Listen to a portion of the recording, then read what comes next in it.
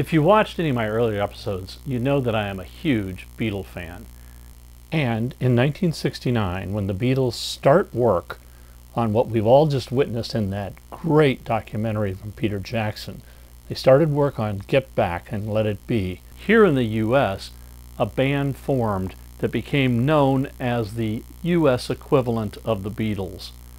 And I must admit, for a period of time, they captured my attention as no other group had since the Beatles. The band was made up of 4 incredibly talented musicians, and they were Stephen Stills, David Crosby, Graham Nash, and sometimes Neil Young.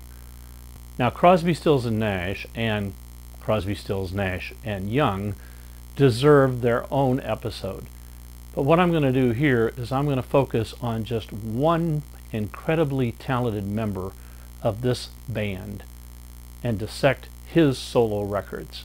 He formed 2 supergroups. He wrote a very loved 7.5-minute song, and he got inducted into the Rock and Roll Hall of Fame twice on the same night. Let's find out more about him. Let's drop the needle.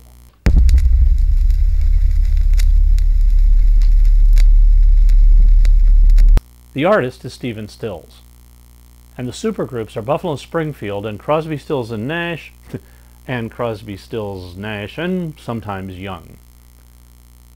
The Gentle Protest song was written while he was part of the Buffalo Springfield, and it is For What It's Worth. And the 7.5-minute love song is the opening track on the Crosby, Stills, and Nash album, Sweet Judy Blue Eyes. Stephen has recorded 22 solo albums and 12 with Crosby, Stills, and Nash, and Crosby, Stills, Nash, and Young. But I'm just going to pick out 10 and concentrate mainly on his solo work. Stephen's first recording after the breakup of the Buffalo Springfield was on a record called Super Sessions. This is a great album. It was put together by Al Kooper. It has he and Mike Bloomfield playing together on side 1, but then Mike had previous commitments, so he had to leave, so Al calls Stephen Stills for side 2. Listen to It Takes a Lot to Laugh, It Takes a Train to Cry, and I particularly like Season of the Witch. When you listen to that track, you can really see how Stephen Stills owns the wah-wah pedal effect on his guitar. In 1969, he joins up with David Crosby and Graham Nash and forms Crosby, Stills, and Nash. And what a debut album this is. It's a smash. Great songs all the way through it, and Stephen plays most of the instruments and did most of the arranging. Quite a feat of work. Great songs include, already I mentioned, Sweet Judy Blue Eyes. Stephen's songs then are You Don't Have to Cry, Helplessly Hoping, and 49 Bye-Byes. After Crosby, Stills, Nash, and Young splinters for the first time, Stephen decides to release his first solo album, simply called Stephen Stills. He enlists some heavyweight help with Jimi Hendrix and Eric Clapton on guitars, Graham Nash and Cass Elliot on backing vocals, Booker T. Jones on organ, and Ringo Starr on drums. The album has the hit Love the One You're With, and I also like Black Queen. Also on the album are great songs like Go Back Home and We Are Not Helpless. A year later, in 1971, he releases Stephen Stills 2. It contains the hit Change Partners, and I also like Bluebird Revisited. In the following year, in 1972, Stills joins up with Chris Hillman, who was in the Byrds, and forms a band called Manassas, and releases a double album, also called Manassas. Now, I know lots of people really like this album, and I have listened to it and really tried to get into it. Doesn't quite hit the mark with me. But there are some good songs on here. And each side has a theme.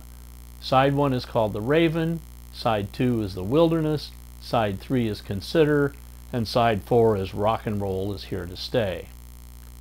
In 1974, Crosby, Stills, Nash, and Young would regroup again and do a massive stadium tour with hours and hours of the concerts being recorded. David Crosby referred to the tour as the Doom Tour, and the tape sat untouched for years, until finally Graham Nash took it upon himself to weed through all the recordings and put together a document of that tour, which ends up being a very good recording. 2 years later, Stephen records another solo album called Illegal Stills, but it doesn't sell very well. I include this album because he covers Neil Young's The Loner. But I gotta admit, I like Neil's better. But speaking of Neil Young, it seems like he and Stephen come together and then pull apart, and come together and then pull apart. Well, they came together and they actually formed a new band, and they called it the Stills Young Band. And the buzz about that and the album that was coming out was tremendous. And I, like many people, were very excited about it and thought, hey, this will be the start of something big. These guys are going to put out lots of music. There's going to be lots of albums come from them. Well, like many people, I was sorely disappointed because this is the only album that they ever released. Great songs are Long May You Run, Midnight on the Bay, and Fountain Blue, all of which are by Neil Young. But I also like Stephen's Black Coral. Now, there's a famous story about how they were on tour supporting this album, and Neil was traveling in his own bus, and they were coming into Georgia, and Neil decides he's had enough.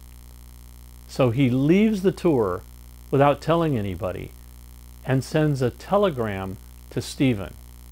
And the telegram says, "Dear Stephen, funny how some things that start spontaneously end up that way. Eat a peach. Neil." It's amazing these guys can stay friends over the years, isn't it? Over the following years, Stephen Stills has continued to record solo albums. But one of my favorites was recorded a long time earlier, but only released in 2007. And basically it's called Just Roll Tape. And it is an album of Stephen demoing songs that he has just written. Now the story is that he was hired to be part of the band on a Judy Collins album. And Judy had left the session, they still had time in the studio, so Stephen picked up his guitar, turned to the recording engineer and said, "Just roll the tape." And he started laying down all of these basic demo tracks. This is the first time you hear Sweet Judy Blue Eyes, Change Partners, Black Queen, Wooden Ships, and so many more that would go on to be part of the Stephen Stills canon. And finally, his latest release isn't actually a solo album, it's a duet with his longtime muse, Judy Collins. Now, interestingly enough, they had never recorded together before this album, and it's called Everybody Knows. I really looked forward to this record, and I wish I could say that I felt it was better than it is. But it does have some good stuff on it. I like Handle with Care, Everybody Knows, and of course Judy's Who Knows Where the Time Goes. It's just great hearing those two voices together on that one.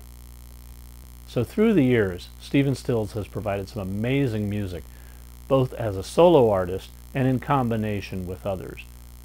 But one of my earliest and fondest memories of seeing Steve Stills is at a barn, which was a teen club outside of the suburbs of Chicago, with the Buffalo Springfield. And there was Stephen Stills on one side of the stage and Neil Young on the other, and their guitar duels were mind-blowing to a 15, 16-year-old kid. So Stephen, thanks for the music and thanks for the memories. In future episodes, we'll go back and look at the other three members of Crosby, Stills, Nash & Young, and I'll tell you about their solo careers and some of the memories I've had with that. In the meantime, it's all great music out there, so keep it rockin'. If you liked this episode, hit the like button, and you can also leave me a comment down below, and I'll respond to you. If you subscribe, we'll let you know when future episodes come out.